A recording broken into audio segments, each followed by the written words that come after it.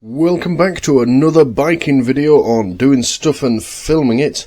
Now, as you can probably tell by the state of my bike, I'm getting ready for a camping trip on the Virago. First holiday I've had in years. I normally use my holiday time at home and make videos for YouTube and just generally waste my life.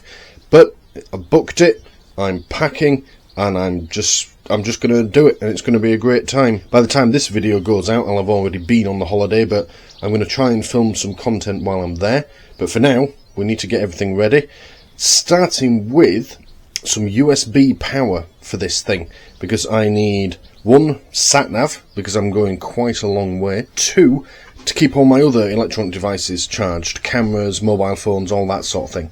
So, we need to get that done. The other thing you're going to notice is this. As I walk round into here, yeah, you're on chest cam. You now get a close-up view of my fat fingers working on the bike. Look at that. Not bad for £3 off eBay. Right, this is the kit that needs fitting. Let's get on with it.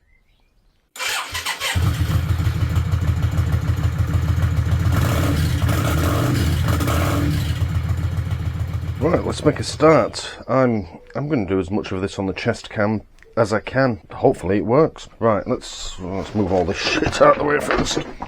Now, one problem I have noticed with these, there's a lot of fucking wire here. So the battery is roughly here, this bit right here. The problem is, I'm going to put my phone here on the tank. It's going to sit in there, that's quite firmly on, and then put a little wire there. So it needs to come down that way. The problem is fucking look at this. So I need to find somewhere to put this wire. They've also got a fuse on, which is great and everything, but again, I need to find somewhere to put it in. There's not much room under this. Oh, under this seat. But yeah, that's one of the things we have to figure out. We may have to cut some of this wiring down. Right, let's get this seat off first. That has to come off of there. For those of you wondering how I got these saddlebags on, I didn't make a video about it. I just wanted some quiet time alone working on the bike. But essentially the flaps come over the top of the rear mudguard, and I had to drill some new holes in it once I had them lined up, and the bolts go through here and they hold the mudguard on and now hold that on. They are big strong bolts, so I've got no concerns about all the weight going through them. The frame is there, and you're designed to have, or the bike's designed to have, a pillion passenger sat here. A full-on adult human, you know, 100 kilos perhaps, sat right on this. So that's fine, that's how it is. I'm not changing it. Right, let's get this off.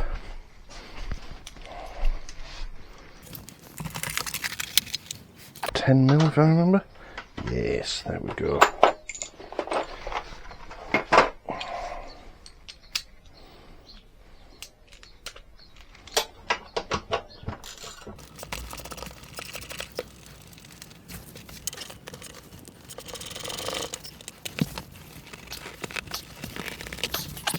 And the battery is right there. A fuel filter.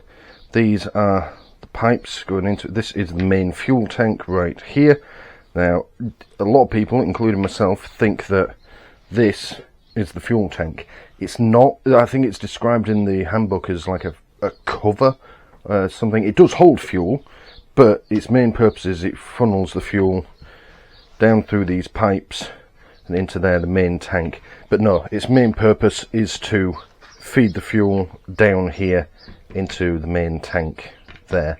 When I go out for a ride, within a few miles, this is empty. It doesn't really hold anything, but this holds the main bulk of the fuel. Right, so the difficulty with this is these pipes now get in the way. I'm going to try and do this without taking them off, because there's fuel in here still. And undo it, it gets everywhere, it smells, it's messy, and I'm wasting precious petrol, which I don't want to do. Okay, so this is one of the kits. What I'm thinking is, for the front at least, if I coil this wire up like that, that can be tucked somewhere out of the way, and I only need this bit unsure. That's the actual USB port. So we find somewhere to mount this, preferably somewhere, you know, like here perhaps, somewhere like that. But that is more than enough. This is surplus to requirements. I mean, even if I had the shortest wire in the world, it's still going to reach up there like that.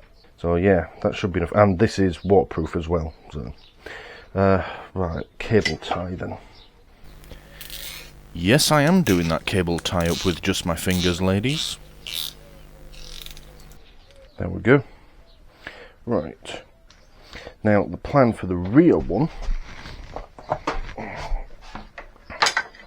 is going to be a little different. What I want to do here is run the power up to the top box. So the wire coming down this way to the front, I want that in there. Now, what I was thinking was this plugs into here like that. We have that lot inside, or rather, do I do it that way around? So we have from there onwards inside the box, and then what I can do when I want to remove the box, I can unplug it. Yeah, I think that's the way to do it. So we're going to need to somehow get that in there. Now, I'm a little hesitant to be drilling holes in my nice shiny top box, but I don't see any other way of doing what I want to do. And as long as I'm careful, make it a nice neat hole and waterproof it, it should be pretty good. So yeah, so that will be routed down this way, like that. And that's probably, there's maybe a few inches of surplus, but that's probably about the right length of wire, so I'm happy with that one. Right, put that over there for now. Let's see if we can get these battery terminals off without removing these fuel pipes.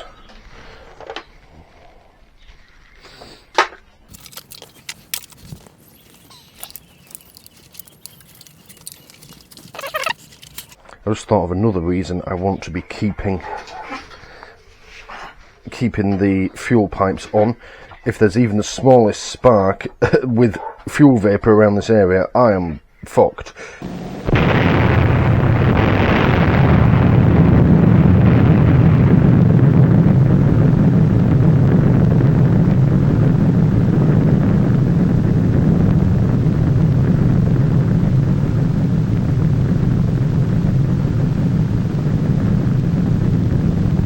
In the following view, the blast will be seen as was photographed in slow motion. So we want to avoid that.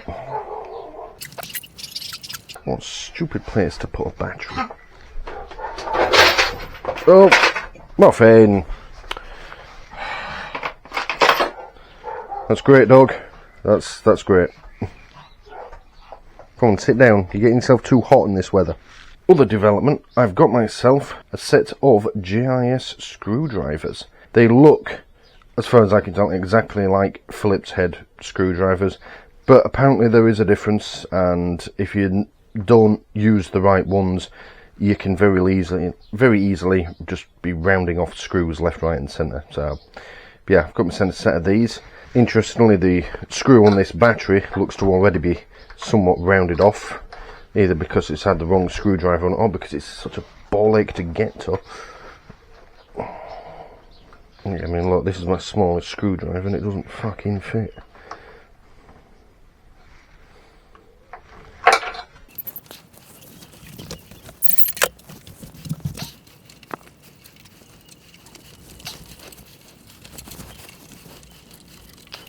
These may have to come off after all, which is disappointing.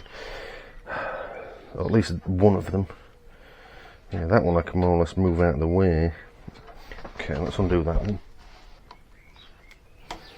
Hopefully, there's no actual fuel in this pipe. The trip mileage is currently at 99.8 miles. This bike does a maximum of 150, including the reserve, according to the handbook. Or it might be 150 and then you need the reserve. Either way, I've used at least 2/3 of the fuel in it, so this should be more or less empty and there shouldn't be any fuel coming down this way. But I guess we'll find out in a second. Excellent. Right.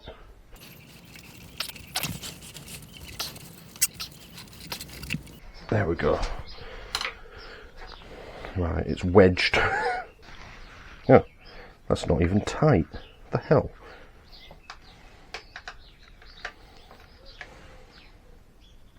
Right, that's one in, and let's put the other one in. Now, some people are probably going to wonder, can this old bike handle all this stuff that's on it? 2 USB chargers. Now, I wondered that as well, and there is an element of the unknown to it.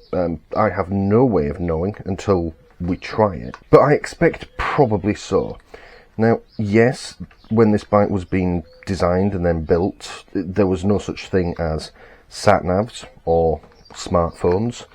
You know, it was the before times, you could say.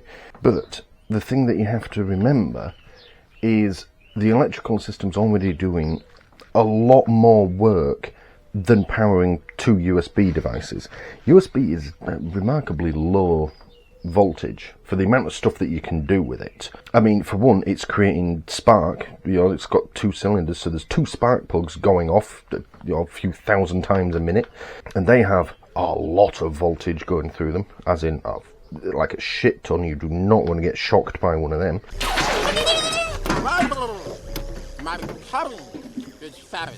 And also, I think of what's already on it.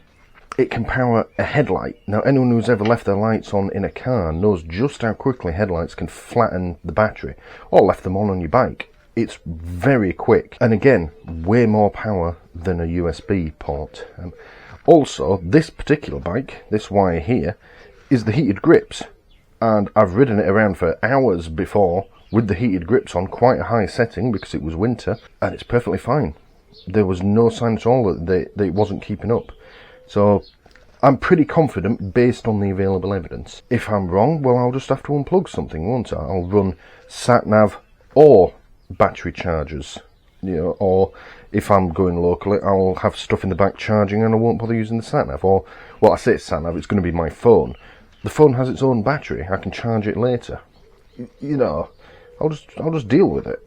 Not everything has to be perfect. Right, that's the positive side on.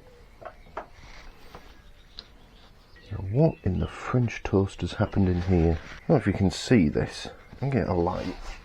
The screw or bolt that I want to undo is under here. This has been put in and it seems almost like it's been bent over. How the fuck am I getting that undone? Also, the negative wire for the heated grips doesn't look to have an O-ring on it like it does on the positive side. It looks like it's just, yeah, been wedged in. Right, okay, I may not have working heated grips after this, if I'm not careful.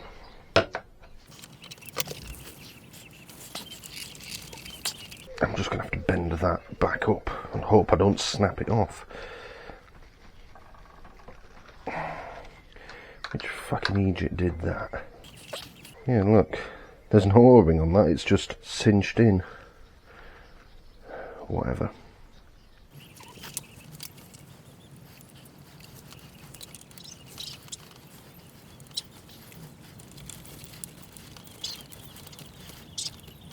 There we go. And that heated grips wire isn't going anywhere either. You see, I'd never choose to fit heated grips. They just seem a bit frivolous, you know, just wear gloves. Unless you're doing like mega miles in winter, like it's your only mode of transport. But for me, this is a second vehicle, it's a pleasure vehicle. But yeah, I don't know, the heated grips just don't do it for me. So yeah, I'd never choose to fit them, but seeing as I've got them, I want them to work, you know. So, right, let's get this battery back in, and then we'll check that they're both working, put everything together, and then we've just got to figure out where all the wiring goes.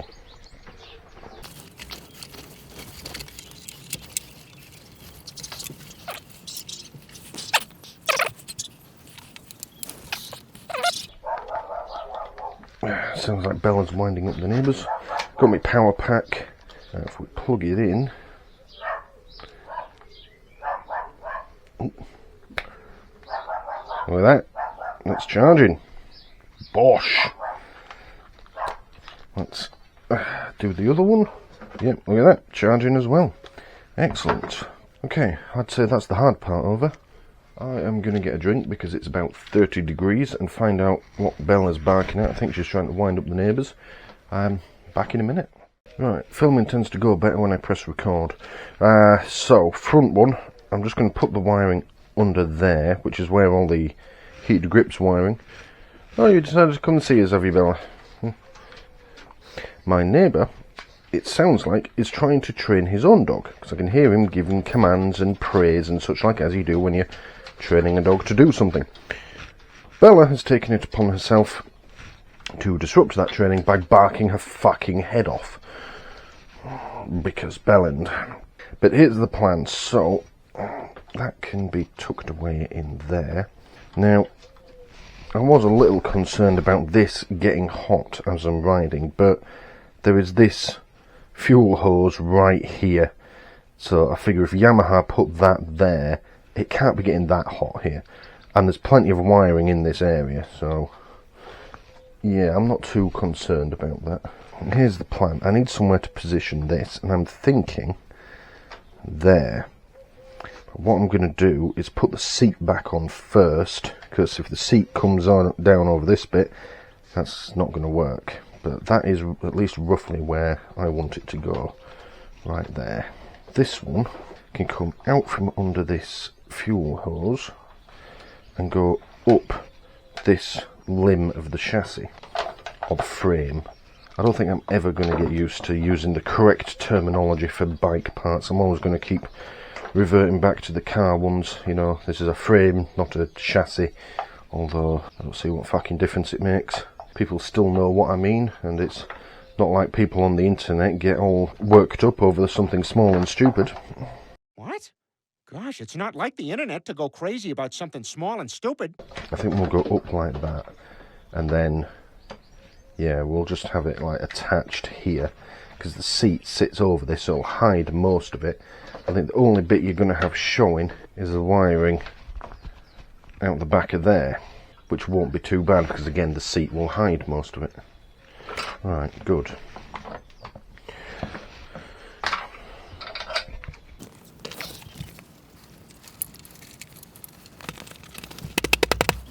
Okay, that's not too bad actually. The seat is nowhere near where I want to put this. In fact, I may even put it like down there or something, so it's easier to get to. Yeah, that might be a better idea actually.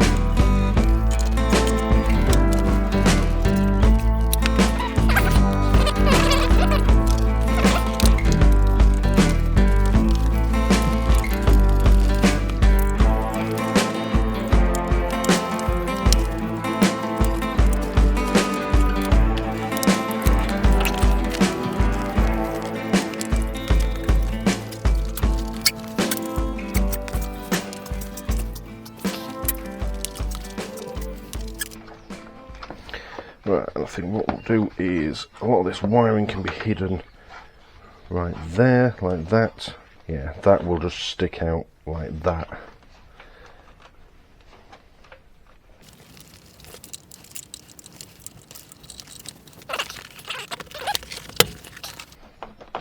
I'm just making sure that's not pinched, which it's not.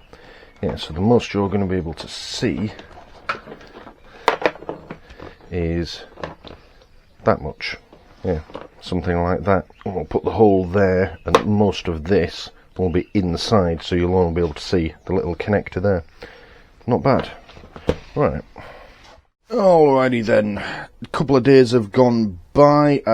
Long and short, I've been working, driving so many sodding miles. Yeah, but anyway, I did a bad thing, and I did a little bit of work on the bike and didn't film it. It's a bad habit. Nothing much though. I've basically located the front USB. It's not going here anymore. I've put it round there. So if you can see that, it's right there. Long and short is there's more space between the chassis and the top of the engine to get it through, and there's this nice like little cable tie thing here that holds some of the wiring harness in place that I just slackened off and used it to attach there. It is, you know, a bit loose, but it should be fine. It's, you know, nice and discreet. I'm happy with it there. Most of the work is going to be on the rear. I need to get my drill out. It still doesn't feel quite right drilling into the top box. They are expensive, but I don't see any other way of doing it. Plus I didn't pay for it, it came free with the bike. So, let's get it done.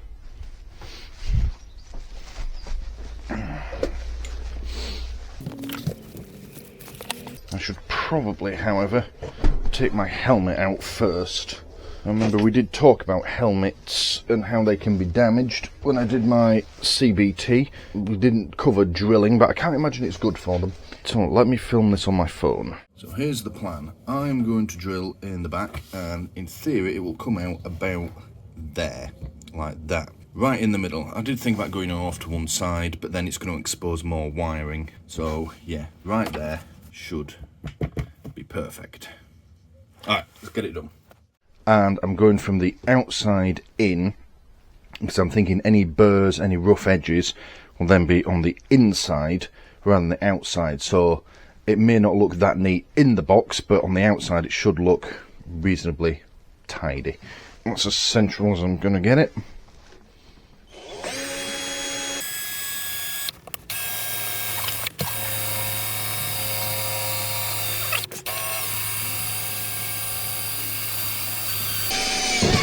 There we go.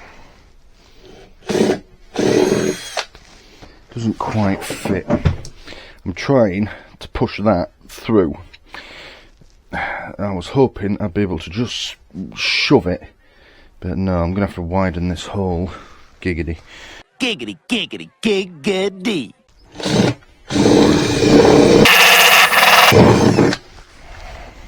Oh, nearly.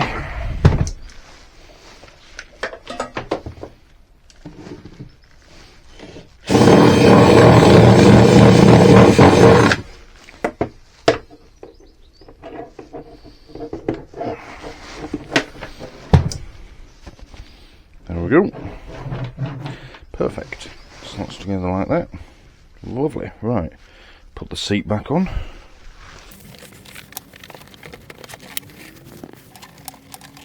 There we are. Right.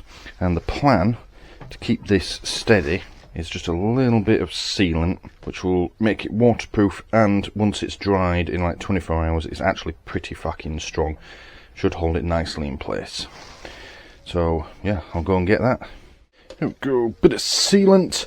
Now this stuff, I use it semi-regularly, and yeah, it smells really bad, and if you get it on your clothes, they are ruined. But, it has to be said, once it dries, it's sort of rubbery in texture, but it's not coming off, unless you get a pair of pliers and wrench it off. And it's fully waterproof for, it's rated for like 20 years, so... yeah, we'll put a little bit of this around the hole, and it will help waterproof it and hold the cable in, and then we're done. Yeah, so let's...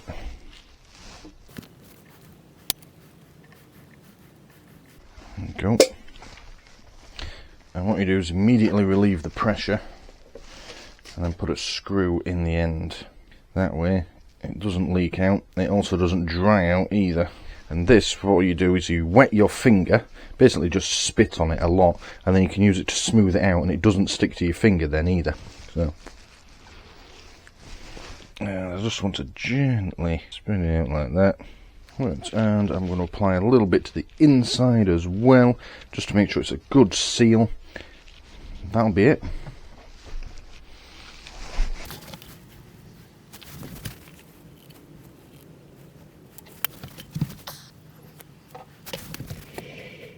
There we are.